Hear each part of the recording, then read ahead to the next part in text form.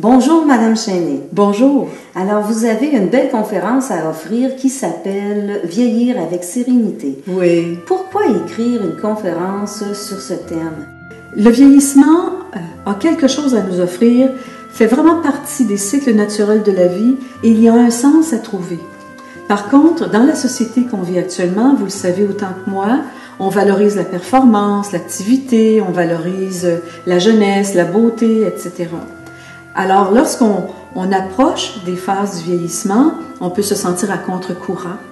Et au contraire, on doit s'apprivoiser, je dirais, cette réalité-là, la reconnaître, connaître aussi un peu les phases qui nous attendent pour développer des moyens et des attitudes pour en faire le mieux possible une expérience positive et qui va favoriser aussi le développement de notre conscience et de notre sentiment d'accomplissement personnel.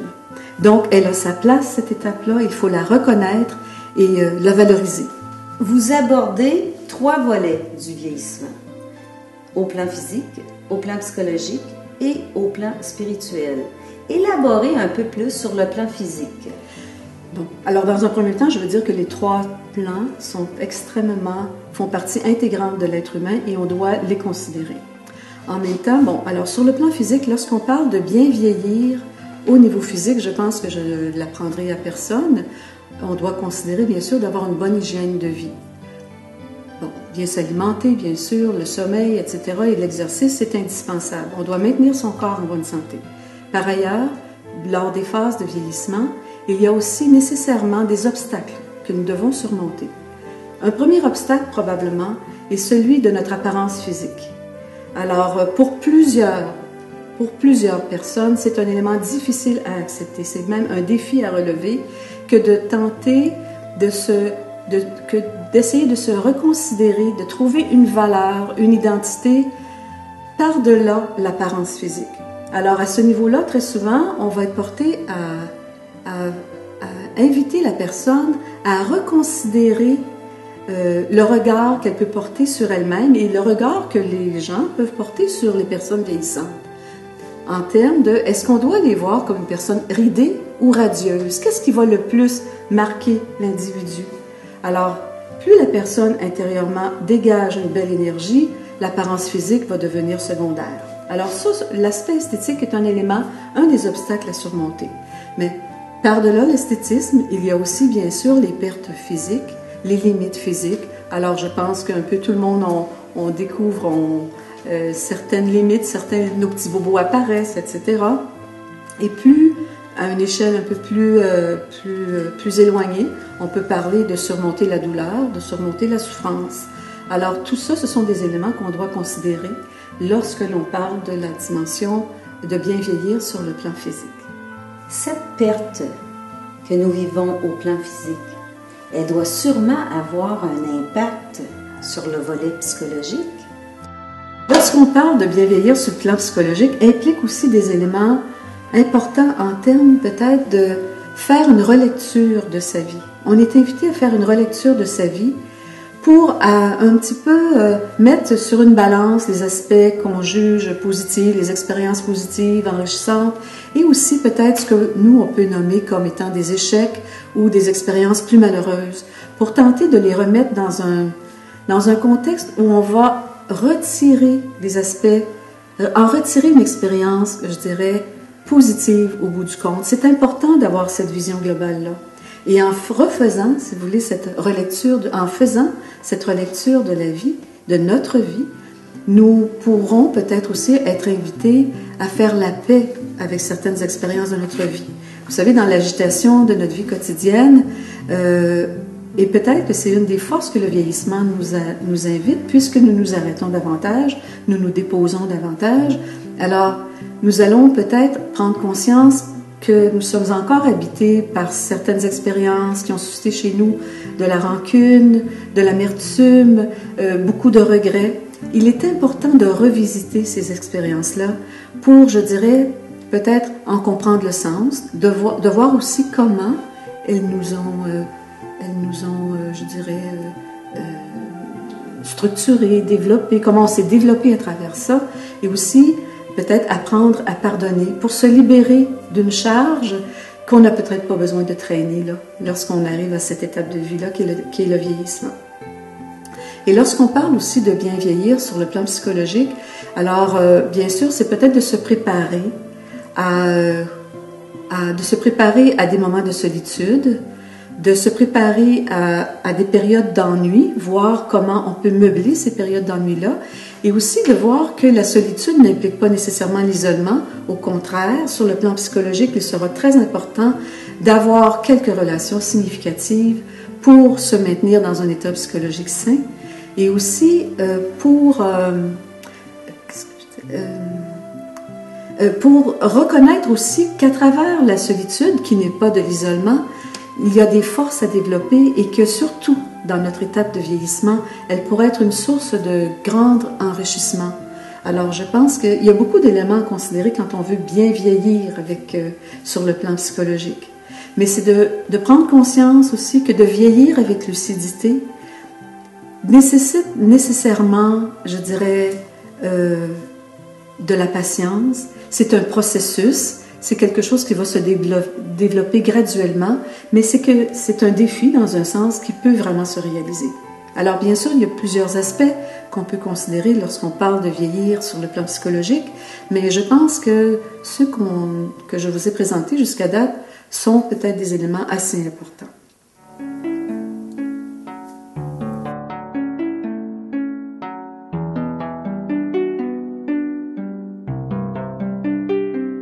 Sur le plan, maintenant, on peut aborder aussi l'aspect spirituel. Vous savez, dans les enseignements de l'Ordre de la Rose-Croix, je trouve ça extrêmement intéressant de voir qu'on a les deux pieds sur la terre tout en ayant la tête dans les étoiles.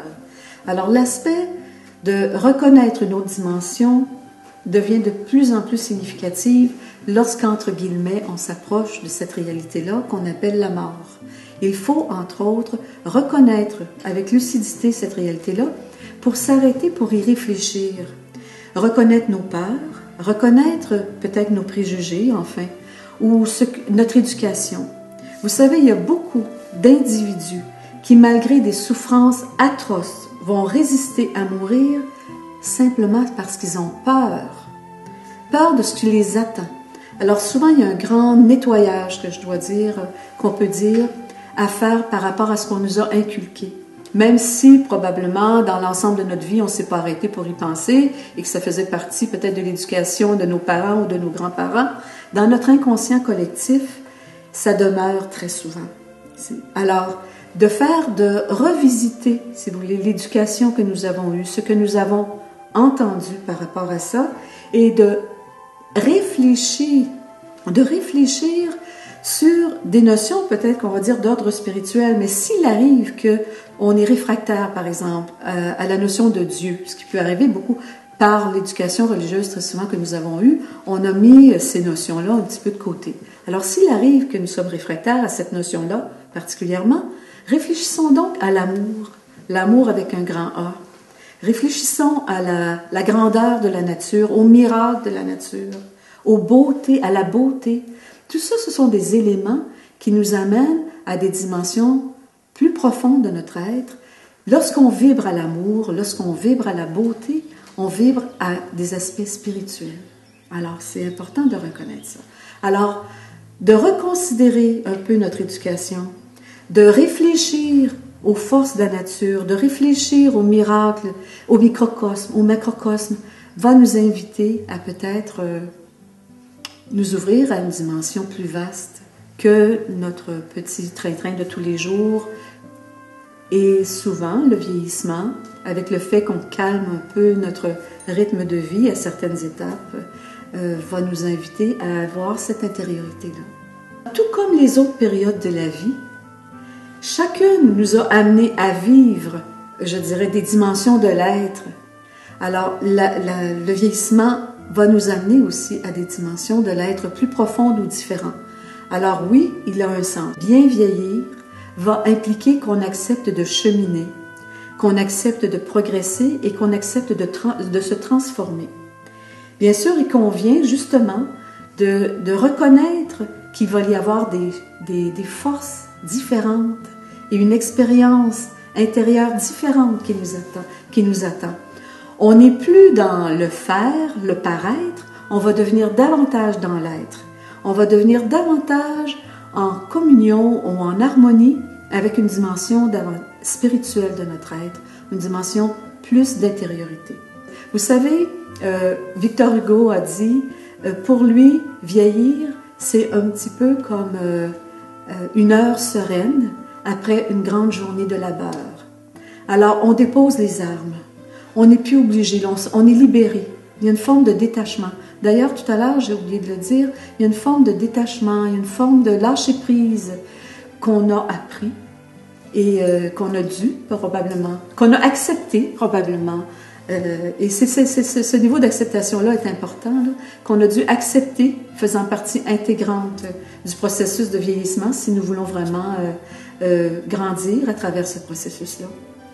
Alors oui, on dépose les armes pour davantage, je dirais, avoir une perspective plus large de sa vie, intégrer, métaboliser ces belles expériences-là qui, au bout du compte, autant positives, autant négatives, je dirais que positives, qui nous semblaient négatives, ont eu leur sens. Alors, oui, c'est en fait le grand sens du vieillissement serait peut-être un sens d'accomplissement, un sens de réalisation, un sens de voir notre vie comme étant une œuvre réalisée, accomplie. Madame Chénier, il y a des étapes au vieillissement. Oui, il y a des étapes. De façon générale aussi, on va partir un peu, si vous voulez, de l'âge adulte. À 20 ans, par exemple, on a une vie à construire. Alors, on est préoccupé par terminer ses études, se trouver du travail et peut-être même fonder une famille. On peut dire que vers 30, 40 ans, on est en pleine vitesse de croisière, on est en train vraiment d'actualiser, de réaliser tous nos objectifs. Bon, approximativement, évidemment, c'est des âges approximatifs. Vers l'âge de 50 ans, on est davantage préoccupé par léguer quelque chose, laisser quelque chose, s'assurer, par exemple, que nos enfants ont terminé leurs études ou encore ils se sont établis d'une façon où ils peuvent aller dans la vie d'une façon plus sécuritaire. Et peut-être qu'au travail, on veut s'assurer de laisser à nos collègues les expériences que nous avons développées au cours de notre travail, l'expertise, ou encore on est préoccupé par finalement le faire, l'écrire, le rédiger, ce fameux livre que j'ai toujours rêvé faire. Alors, vers la cinquantaine, on peut parler qu'on cherche à vouloir léguer quelque chose. Autour de 60, 65 ans, on appelle cette étape-là la seconde adolescence. C'est assez intéressant parce qu'on peut faire vraiment un lien avec l'adolescence, la première adolescence, si on peut dire. Vous savez, quand on est adolescent, on est en quête de notre identité. On n'est plus enfant, on n'est pas encore adulte. Quand on a 60, 65 ans, on perd nos repères. On n'est plus, très souvent on est à la retraite, on n'est plus identifié comme parents, nos enfants sont déjà partis, sont plus au foyer, notre apparence physique change, notre statut social change, etc. Alors là, on est en quête d'identité et on ne sait pas encore vers qu'est-ce qui nous attend. On est en train de préparer tranquillement une nouvelle étape. Alors on appelle ça seconde adolescence. Et tout comme l'adolescent, souvent, entre 60 et 65 ans, on a une urgence de vivre. On veut vivre toutes nos expériences de la vie. On veut s'assurer de faire les voyages qu'on n'a jamais faits. On veut mordre dans la vie et c'est merveilleux. Pour plusieurs personnes, on est à la retraite. On a une certaine capacité pour pouvoir vivre de façon libre ces expériences-là. Et on a encore la force physique pour bien les réaliser. Mais lorsqu'on arrive vers 65, 70, 75 ans, alors graduellement, notre état physique commence à diminuer pour beaucoup d'entre nous. Pas nécessairement, hein? Pas nécessairement. Vous savez qu'on vieillit de plus en plus, mettons qu'on est, entre guillemets, vieux de plus en plus tard et on vieillit de plus en plus en forme aussi. Alors, on a une grande période de vie où on peut vivre d'une façon très épanouissante et d'une façon très enthousiaste, là, malgré les petits bobos. On apprend à vivre avec nos petits bobos, puis c'est une seconde nature. Par contre, il arrive un temps où on va appeler, mettons, on va dire le grand âge, cette période de vie où on devient davantage dépendant, parce que physiquement, on n'est plus vraiment capable d'être autonome. Alors, ce grand âge-là aussi nous invite à d'autres aspects. Nous invite, entre autres, par exemple, à peut-être faire davantage confiance à la bonté des gens, s'en remettre. Les limites que nous avons rencontrées tout au long de notre vieillissement, tranquillement, il va y avoir eu des limites qui se sont imposées à nous. Mais ces limites-là, c'est aussi une invitation pour développer d'autres aspects, parce qu'il y a d'autres aspects à développer. Il y a d'autres forces à l'intérieur de nous qui ne demandent qu'à se réaliser, qu'à s'accomplir, qu'à se manifester. Alors, et c'est souvent par ces limites-là que nous allons probablement explorer d'autres avenues. Alors, entre autres, le grand âge est un temps où on peut s'abandonner davantage à la bonté des gens. Bien sûr, même là, on va avoir à développer des habiletés, je dirais pas habiletés, c'est pas le bon mot, mais à développer probablement d'autres forces et d'autres ressources. Imaginez la patience, on est dépendant des horaires des autres, par exemple. Le courage, tout au long de ces pertes-là, le courage est un élément important que nous allons apprendre à développer, par exemple. Parce que figurez-vous qu'il y a eu une recherche qui a été faite auprès de personnes d'une île du Japon qui s'appelle l'île d'Okinawa. Et leur moyenne d'âge, c'est 115 ans.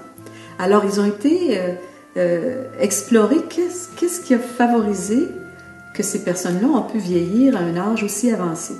Alors, bien sûr, au niveau de la santé, au niveau de l'alimentation, ce qui a été un peu plus mis en évidence, c'est qu'ils mangeaient peu, ils mangeaient pas de sucreries, par exemple. Mais l'aspect physique, l'aspect de l'exercice physique était aussi important. Alors, se maintenir en forme physiquement, d'une certaine façon, peu importe, il s'agit de trouver un exercice à notre mesure. L'aspect aussi de l'entraide, de vivre en communauté. La communauté, alors la vie sociale en vieillissant est important. D'avoir des repères, d'avoir des personnes, de pouvoir avoir des gens autour de nous. S'il n'y en a pas beaucoup, c'est pas grave, pourvu qu'ils soient significatifs, c'est un élément très important. L'entraide dans le sens de s'oublier soi-même est un élément important aussi. Alors, ce que je vous dis là, au niveau de la recherche de ces personnes-là, c'est aussi d'autres recherches qui ont été faites et on retrouve ces éléments-là. L'entraide est important. L'aspect de développer l'optimisme, l'aspect de développer le courage aussi. Vous savez, ça demande du courage pour faire face aux pertes et aux limites que le vieillissement nous implique au fur et à mesure de ces étapes. Alors oui, de développer le courage et de développer peut-être la capacité de voir le positif ou d'aller chercher un élément positif derrière ces pertes-là ou derrière ces limites-là. Et l'aspect spirituel est important chez ces personnes-là et de façon générale aussi. Les personnes qui vivent le vieillissement d'une façon plus épanouie, je dirais qui sont plus radieux dans leur vieillissement, on note vraiment qu'ils ont une vie spirituelle, ils alimentent leur spiritualité. Ils recherchent probablement leur questionnement. Ils continuent peut-être d'être en recherche à ce niveau-là, où ils élaborent davantage par la prière, la méditation, ce contact avec cette énergie de vie, cette énergie qui les anime. On parle de bien vieillir, mais Marie de Hennezel, qui a écrit sur le sujet, dit aussi qu'il faut travailler à bien vieillir, travailler à mieux vieillir, à vieillir, dans le sens que cela implique probablement d'assumer nos limites, de reconnaître, un peu comme on le disait tout à l'heure, des forces et des potentialités inhérentes malgré les pertes et ces limites-là.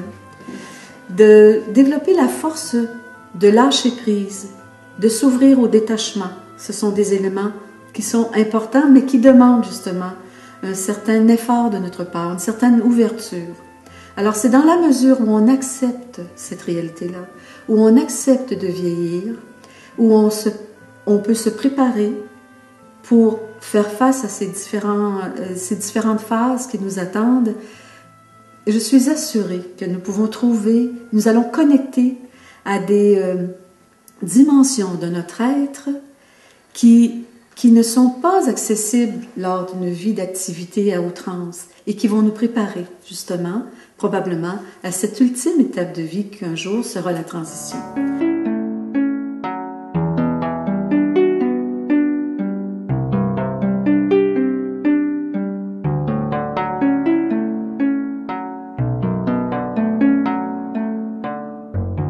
Donc, qu'est-ce que vous aimeriez dire comme conclusion?